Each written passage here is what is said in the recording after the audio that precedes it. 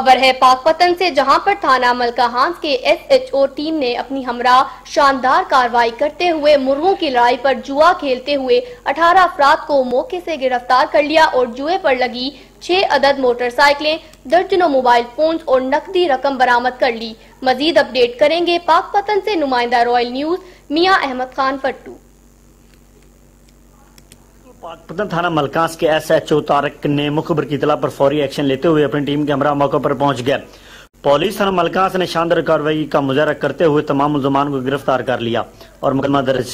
और ये पहली कार्रवाई चक नंबर 58 SP में की गई है, जहां पर मुर्गों की लड़ाई पर जुआ खेलते 18 अफराद रंगे हाथों गिरफ्तार कर लिए गए, जिनके कब्जा से दाव पर लगे 6 मोटरसाइकिलें, दर्जनों मोबाइल फोन्स और नकदी वगैरह भी बरामद कर लिए गए और आज उन मुलजमान को जेल भेज दिया जाएगा। कैमरा टीम के साथ मियां अहमद खान वट्टू, रॉयल न्यूज पाकपतन।